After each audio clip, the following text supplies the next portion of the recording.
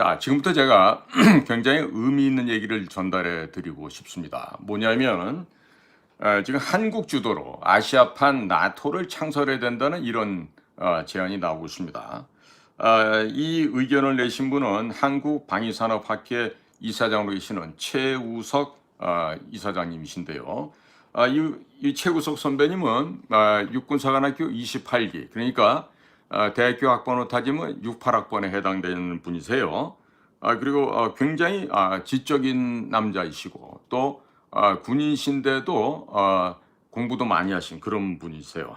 그런데 이 선배님께서 지금 대단히 의미 있는 한국 주도로 아시아판 나토를 창설한 게 필요하다. 이런 얘기를 하고 계십니다. 그래서 오늘 이 시간에는 최초로 우리 최우석 선배님께서 말씀하고 계시는 한국 주도로 진행할 아시아판 나토, 과연 그것은 어떻게 할지 여러분들께 공유해 드리도록 하겠습니다. 내용은 다음과 같습니다. 미국 트럼프 행정부의 최대 관심사는 중국을 봉쇄하는 것이다. 트럼프 행정부의 대중국 봉쇄 전략은 트럼프 행정부가 처음으로 제시한 것이 아니라 이승만 대통령이 1954년 7월 28일 미국 상하원 연설을 통해서 중국을 해상 봉쇄할 것을 제안한 것이 최초였다. 이승만 대통령은 미 의회 연설을 통해서 중국 공산당에 도달하는 수입 물자의 60%는 해로를 거치고 있으며 연안 해운은 그들의 남북 교통의 최주요 방편이 되어 있다. 그러므로 만일 미국 해군이 중국 해안을 봉쇄한다면 중국 공산당의 교통망에는 일대 혼란이 야기될 것입니다. 라고 대중국 해상 봉쇄를 미국 정가에 제안한 바 있다. 그 당시에는 한국은 힘없는 초라한 나라였지만 미국의 지원으로 지난 70년간 성장한 한국은 아시아에서 중국 공산당 군대와 군사적으로 맞설 수 있는 유일한 나라로 성장하였다. 현재 한국은 육해공 해병대의 막강한 군대를 보유하고 있으며 필요한 모든 무기를 단기간 내에 대량 생산하여 보유할 수 있는 엄청난 능력을 갖추고 있다. 이미 한국은 서방 진영의 병기창으로 성장하였다. 미국으로부터 전수받은 한국의 군사력과 첨단 기술을 중국의 팽창에 떨고 있는 동남아시아 국가들을 위해서 나눠줄 의무가 한국에게도 생긴 것이다. 따라서 아시아에서 중국을 군사적으로 견제해야 하는 미국의 안보 부담을 덜어주기 위해서 이미 친미 국가로 돌아선 베트남, 캄보디아, 태국, 말레이시아, 싱가포르, 인도네시아, 필리핀과 한국의 우방국인 미국, 호주, 일본을 묶어서 한국 주도로 아시아판 나토를 건설할 필요가 있다. 미국은 이미 무기 체계의 대량 생산 능력을 상실하여 포탄, 미사일, 전투기 등을 저렴한 가격에 많은 국가에 단기간 내에 공급하는 것이 불가능한 상황이다. 또한 미국은 조선 산업의 붕괴로 인하여 미국 해군력을 유지할 수도 없는 상황이다. 이렇기 때문에 미국에게 아시아판 나토의 창설을 맡길 것이 아니라 지난 70년 동안 미국의 지원으로 성장한 대한민국이 나서서 미국 대신 아시아판 나토의 창설을 주도하고 가입 국가에게 한국산 무기 체계들을 대량으로 공급할 필요가 있다. 이미 한국군에는 노후된 K1 계열의 전차, FA-50 경전투기, K-55 자주포 등과 같은 노후 무기들이 많은데 이를 헐값에 아시아판 나토에 가입하는 나라들에게 넘겨주고 한국군은 전략 신형 무기 체계로 교체할 필요가 있다. 또한 제대 군인들 가운데 각 분야의 특기를 가진 전문가들을 선발하여 훈련 교관으로 파견하여 각국의 군사 훈련을 지원하고 한국군과의 정기적인 합동 군사 훈련을 통하여 자체적으로 지역을 방어할 수 있는 군사적 역량을 각 국가들에게 전수해 줄 필요가 있다. 이런 일련의 작업들은 문화가 다른 미국이 나서서 직접 하는 것에는 한계가 있기 때문에 한국군이 전담하여 지원하면서 새마을운동까지 수출하여 각 나라의 경제 발전까지 지원해 줄 필요가 있다. 이제 대한민국은 사람으로 치면 40대 한참 일할 나이에 들어선 셈이다. 과거에는 미국에게 모든 것을 의지하여 국정을 운영하였다면 이제는 아시아에서 벌어지는 중국 공산당의 팽창과 같은 문제에 있어서 한국이 가장 먼저 앞장서서 해결책을 제시하면서 미국을 도와줄 필요가 있다. 한국 정부는 이런 계획을 미국에게 제안하면서 국방비를 GDP 대비 5%까지 인상하고 또 아시아 각 국가에게 한국군 기지를 건설하여 아시아 방어는 한국이 주도적으로 맡을 것이며 주한미군 주둔 비용은 금액에 상관없이 전액을 한국 정부가 지불할 테니 대미 수출 관세를 최저로 낮춰달라고 요청할 필요가 있겠다.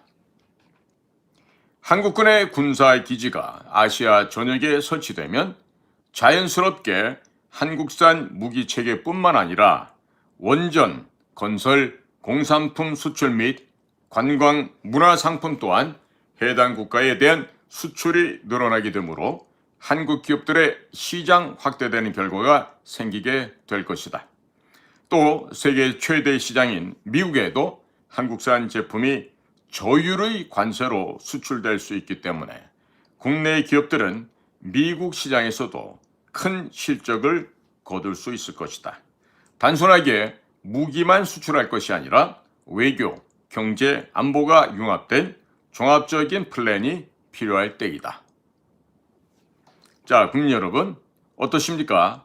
역시 군사 분야에 또 군사 지정학 분야에 오랜 세월을 천착해 오신 전문가로서의 그 수준 높은 해안을 엿볼 수 있는 이런 문장이 아닌가 생각합니다.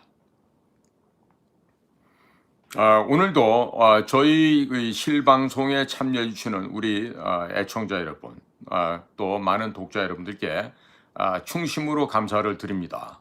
그리고 저희 방송에 들어와서 열심히 의견을 남겨주시는 또 반대 진영의 화짱저라고 해야 되나요? 아니면은 무슨 뭐 텅 빈 머리라 그래야 되나요? 그런 분들의 참여도 환영합니다. 환영합니다. 지금 아마 지금 북한을 고향으로 생각하고 중국 공산당 정권을 본인들의 원류다, 본향이다라고 생각하는 이런 사람들은 대단히 제가 현재 하고 있는 이 생방송 스트리밍이 지금 아마 공포스러울 거예요. 괜찮아요. 공포스러워도 돼요. 여러분들 뭐 느낌 자율적인 거고 그거까지 제가 제한을 둘 필요는 없을 것 같다는 생각입니다. 자, 그런데 우리 최우석 이사장님이 쓰고 있는 것처럼 지금 중국 봉쇄가 사실상 진행되고 있죠. 사실상 진행되고 있어요. 어디서 진행되고 있죠? 미국에서 진행되고 있습니다. 작년 11월 5일 날 트럼프 대통령이 미국의 47대 대통령으로 당선된 이후에 제가 방송하는 방식을 좀 바꿨었죠. 글을 써서 한글과 영어로 같이 방송 녹화를 하고 또 그 원문을 한글과 영문으로 해서 저희 인도태평양 전략연구원 홈페이지도 게시를 하면서 동시에 미국으로도 보냈습니다. 자, 그럴 때 한 사례를 들어드릴게요. 제가 트럼프 대통령에게 편지를 쓰면서 대통령 각하, 지금 미국 항구에 들어오는 많은 배들이 있는데 그들 배들 가운데에서 메이드 인 차이나, 중국에서 제조한 선박에 대해서는 특별히 높은 입항료를 받아주시길 바랍니다. 그리고 동시에 파나마 운하를 통과하는 배들 가운데서도 중국이 제조한 배, 벌크가 됐던 뭐가 됐던 컨테이너가 됐던 중국이 제조한 배가 파나마 운하를 지나가게 되면 고율의 통과료를 받으십시오라고 제안을 했습니다. 그게 언제냐면은 작년 11월, 12월 그쯤이 되죠. 벌써 지금이 8월 중순이니까 시간이 꽤 됐네요. 자, 지금 미국에서 어떤 조치를 취했죠? 이미 미국 항구에 입항하는 중국 제조 선박들은 항구에 들어갈 때마다 150만 달러, US 달러입니다. 우리나라 돈은 한 22억 원 되는데, 그러니까 항구에 들어갈 때마다 22억 원씩 150만 달러를 지불해야 돼요. 자, 그러면 그 배를 소유하고 있는 선주 입장에서 그게 장사가 되겠습니까? 자, 미국 서쪽으로 따져보세요. 캐나다 밴쿠버 밑으로 쭉 내려오면 시애틀이 있죠. 미국의 워싱턴주입니다. 그 밑에 오레건주로 나오면 곡물을 많이 팔기 위해서 그 곡물 저장고가 위치하는 포틀랜드라는 항구 있어요. 그 다음에 캘리포니아 내려오면 LA라고 하는 엄청난 항구가 있죠. 자, 그러면 중국에서 만든 선박을 갖고 온 한 컨테이너 선이라고 하죠. 자, 시애틀에 와서 물건 내려 150만 달러 지불, 입항료. 그 다음에 포틀랜드 와서 또 150만 달러 지불. 또 내려와서 LA 항구 와가지고 또 150만 달러 지불. 자, 그러면 태평양상에 있는 미국 항구 세 군데를 방문하게 되면은 자그만치 세 번이니까 450만 달러를 내야 됩니다. 그러면 22억 원, 22억 원, 한 66억 원, 내지는 뭐 67억 원, 이 정도의 입항료를 내야 되는 겁니다. 그러면 아니 배를 소유한 선주 입장에서는 돈 벌려고 하는 건데, 아니 태평양 쪽에 미국 항구 세 군데를 갔더니 한 번에 450만 달러를 내야 돼. 선주 입장에서는 강탈당한다고 생각하겠죠. 그럼 어떠한 자각이 들까요? 야, 이거 다시는 이제 중국 배를 써서는 안 되겠구나. 어? 앞으로는 한국산 컨테이너를 쓰고 한국산 벌크선을 쓰고 한국산 배를 써야 되겠구나. 이렇게 되는 거죠. 이게 이미 미국 항구에서 벌어지고 있는 현실입니다. 뭐 제가 그 얘기를 건의해서 됐다라기보다는 뭐 미국이 이미 자각을 해서 그렇게 되겠죠. 거기다가 지금 파나마 운하의 소유권이나 그 현황이 어떻게 돼 있죠? 중개들 지금 다 쫓겨났죠.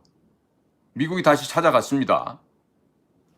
자, 그러면 일개 유튜버예요. 일개 퇴역한 안기부 공작관이 그런 제가 현장에서 보고 느꼈던 얘기를 건의를 했는데 받아들여진 거야. 물론 이것을 전달해 준 분이 대단한 분이시죠. 객관놈이 뭐 저같이 뭐 진짜 뭐 못난 놈이 쓴다고 그걸 받아주겠어요? 아니지. 어떤 분이 그것을 전달해 주냐가 또 중요하지. 그분은 트럼프 대통령과 친구 사이에 있는 분이야. 그러니까 저 같은 이런 시골 촌놈이 보내는 건데도 읽어보시고 그래도 이 녀석이 그래도 제법 올바른 소리를 하네. 이러고 이제 보내준 거야. 누구한테? 해군성 장관한테. 그 다음에 마르코 루비오 국무장관한테. 또 백악관 국가안보 보좌관실에. 아니면 CIA, FBI 전부 다 후배들이니까.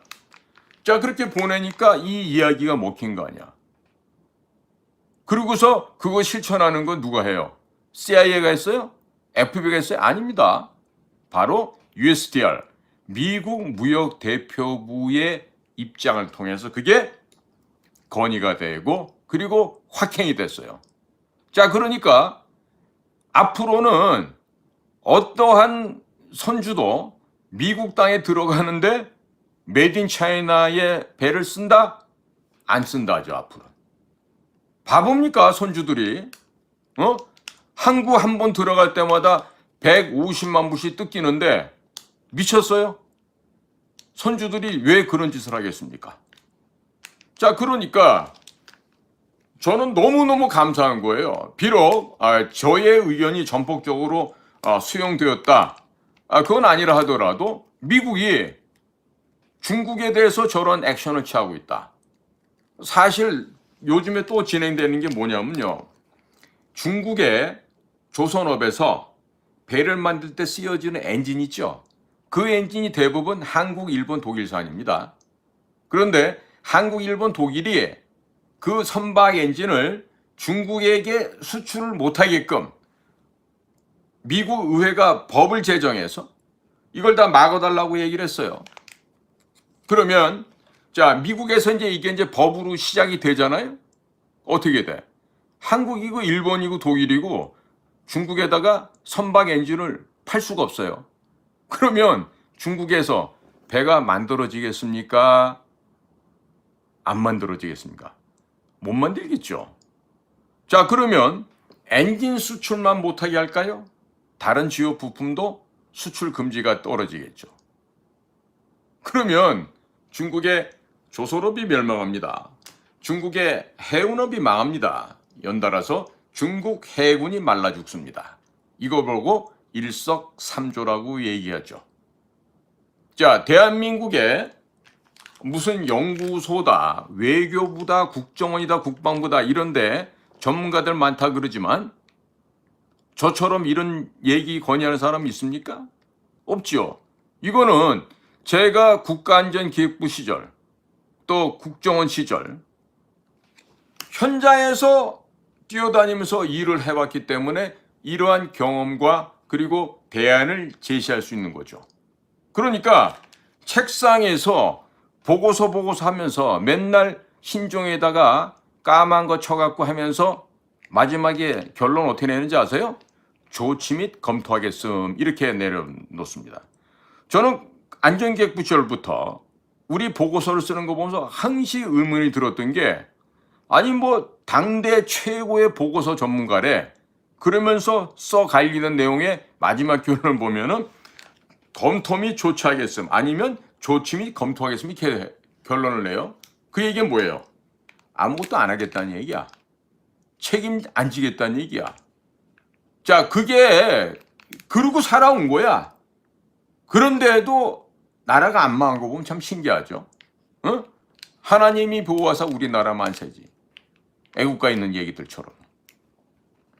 자, 그러니까 오늘도 이게 지금 최우석 선배가 지금 중국을 해상 봉쇄시켜야 된다는 이승만 대통령의 이 뛰어난 선견지명의 이 대원칙을 인용을 하시면서 이미 70년도 더 전에 1954년 7월 28일 날 미국 상하 양원에 가셔서 우리 우남 이승만 대통령이 하셨던 얘기를 좀 인용하고 있는 거야. 지금 해상 봉쇄는요 굉장히 쉽습니다. 제가 늘 얘기하죠. 주한미군 주둔비용 얼마 됐든지 간에 그거 다 준다 그래. 지금 한 35억 불 정도 들어가는데 그래봐야 5조야 5조. 우리나라 형편에 얼마든지 줄 수 있어. 지금 지방으로 어디로 우리나라 전국에다 지금 소비 쿠폰 얼마씩 뿌리고 있어요. 수십 조씩 뿌리잖아요. 그런 거 안 하면 돼요. 자, 그러면 미국에게 방위비 분담을 하는데 야 우리 대한민국이 다 낼게. 너네도 쉬고 있어 그냥. 대신에 관세 좀 낮춰. 없애버리든가. 이런 식으로 뒷거래를 할 줄 알아야지. 자, 그러면 자 지금 100억 불을 갖다 낸다 하잖아요. 뭐 주둔비용이 됐든 뭐가 됐든. 자, 그러면 35억 불을 주한미군 주둔비용으로 우리가 다 내. 그러고 남는 게 얼마야? 65억 불이죠. 그럼 65억 불을 갖고 어디다 쓸 거야? 쓸 데 많아요. 제주도 남서쪽에 알뜨르 비행장 과거 외정 시절에 바로 일본이 썼던 바로 그 비행장 활주로가 있는 자리입니다. 그러면 알뜨르 비행장을 다시금 이제 보수를 하는 거지. 한 6km, 7km 되는 대형 활주로를 깔아놓고 전 세계에 어마무시한 그런 대형 항공기도 다 이착륙할 수 있게 만드는 거예요.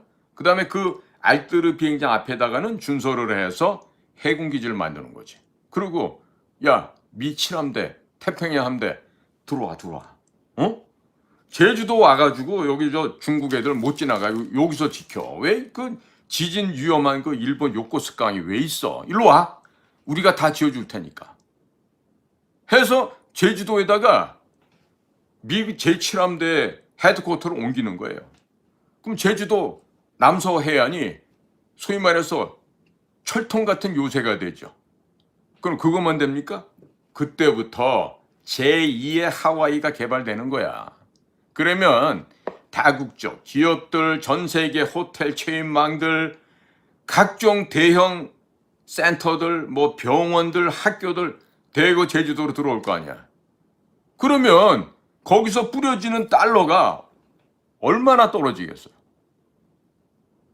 제주도는 제2의 하와이가 아니라 전 세계에서 가장 발전하는 그러한 섬이 됩니다. 그런데다가 거기에 미국의 태평양 함대 사령부가 들어와 있고, 그리고 그 목전에서 중국의 대련이 됐든 청도가 됐든 해남도가 됐든 중국 애들이 태평양으로 기어 나가려면 거기서 딱 지키고 있다가 모가지를 딱딱딱딱 잘라주면 되죠. 거기에다가 지금 서해안에 흑산도 옆에 가고도라고 있어요. 그 가고도에도 한 4km 정도는 닦을 수 있거든요. 거기 활주로 닦는 거야. 활주로만 닦으면 뭐해? 항구를 또 만들어야지. 왜? 해군 공군이 와서 합동 근무를 해야 되니까. 어느 나라? 미국. 그럼 미 해군 공군이 가고도로 오는 거야. 그 다음에 우리 영종도 옆에 덕적도라고 있습니다. 그 덕적도 옆에 그 작은 섬들이고 수심이 낮습니다. 그러니까 그 낮은 쪽은 우리 지금 인천 영종도 공항처럼요. 이렇게 쌓고 메우고 해서 거기다 이제 덕적도를 갖다가 해군 공군기지를 또 설치를 하잖아요. 그럼 거기도 중국을 갖다 겨냥하는 대형 해군 공군기지가 들어서지. 자, 네 번째. 우리 서해 5도라고 하는 섬 중에서 지금 황해도 장산곳 바로 앞에 있는 백령도가 있어요. 우리 해병대가 있죠? 자, 거기도 지금 뭐 자연적인 그 자갈이 있는 그런 그 해안에 활주로가 있습니다만은 그 백령도에다가 한 4, 5km 되는 활주로를 닦는 거죠. 그리고 거기에다가 이지스 어시오, 사드, 그 다음에 우리 천무 미사일 개통들 거기다 갖다 놓는 거예요. 그러면 오히려 북한의 김정은이가 고마울 거라고. 중국 애들은 막아주니까. 응? 그러면 백령도에다가 이지스 어시오 체계를 깔아놓고 우리의 천무를 설치해놓고 사드를 갖다 놓고 이렇게 하면은 그냥 중국 목줄에다 대고 그냥 조금만 움직이면 바로 그냥 인후부를 찔러서 숨을 못 쉬게 만들 수 있는 그런 역할을 할 수가 있죠. 자, 그러면 100억 불 우리가 다 낸다. 그래 낼게. 얘기하면서 지금 망해버린 우리 뭐가 있습니까? 건설업 있잖아요. 망해버린 또 뭐가 있어? 토목업 있잖아. 그러면 이 백령도, 덕적도, 가고도, 제주도에다가 새로운 해군 공군기지 설치를 하면서 망해버린 우리나라의 건설업을 살리는 거야. 망해버린 우리나라의 토목업을 살리는 거야. 그럼 누가 좋아요? 그 돈이 100억 불 우리가 다 낸다 그래서 미국한테 갑니까? 포스코 건설에, 대림 건설에, 또 대우 건설에 이런 우리나라에 지금 어려움을 겪고 있는 건설 회사에 이런 돈이 전부 다 뭐로 떨어져? 우리 기계 장비 사용료로, 우리 직원들 임금으로 다 우리나라로 다시 스며드는 거 아니에요? 그러면 지금과 같은 이런 어려운 시기에 대한민국 경제를 갖다 다시 활성화시킬 수 있는 그 대안이 되지 않습니까? 이 지금 무슨 소비 쿠폰 뿌린다고 대안 안 됩니다, 이거. 정말 진짜 공부 못하는 돌대가리들이나 하는 짓이 이런 짓이에요. 그러니까 돈 니들 주한미군 분담금 우리가 내는 거야. 그리고 앞으로 주한미군은 말이야 전략적 유연성, strategic flexibility 해. 당연히 중국도 견제하고, 다른 해외도 파병 나갈 수 있고 이런 식으로 아주 그냥 민활하게 기민하게 미국과 공동 대응을 하게 되면은 어떤 일이 벌어지겠습니까? 우리에게 이로움밖에 안 남아요. 그러면 제주도, 가거도, 덕적도, 백령도에 그런 군사기지를 설치하면은 미 해병대가, 미 해군 공군이 팬티바람에 쓰레빠 끌고 올 것 같아요? 전 세계 최고의 함정, 최고의 전투기, 최고의 폭격기, 최고의 미사일 시스템 이런 것들을 다 갖고서 백령도, 덕적도, 가거도, 제주도 배치가 되겠지. 거기다가 무인 잠수정 한 1000기 정도 만들어서 서해안에다가 쫙 깔아놓는 거지.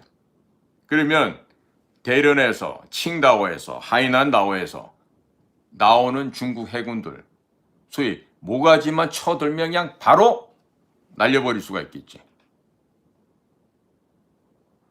돈을 돈답게 쓰고 우리의 동맹인 미국한테 큰 소리 치면서 야, 관세 일로 좀 와봐봐. 얘기해서 그냥 까줘 좀. 싸게 좀 해달라고. 15%가 뭐야.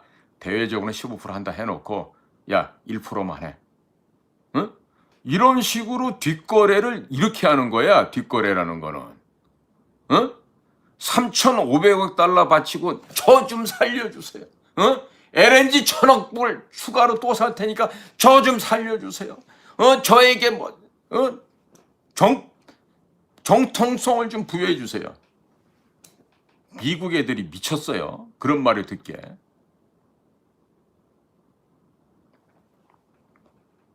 제가 지금 미쳐서 이런 얘기하는 거 아니에요. 제가 지금 우리 최우석 선배님 얘기가 너무나 합당하고 너무나 현실적인 이게 아시아판 나토 말씀을 하시기 때문에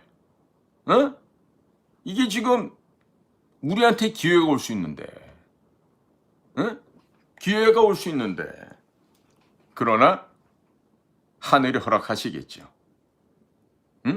하늘이 허락해서 이런 일이 우리 삶 속에 현실화될 수 있는 날이 곧 오겠죠.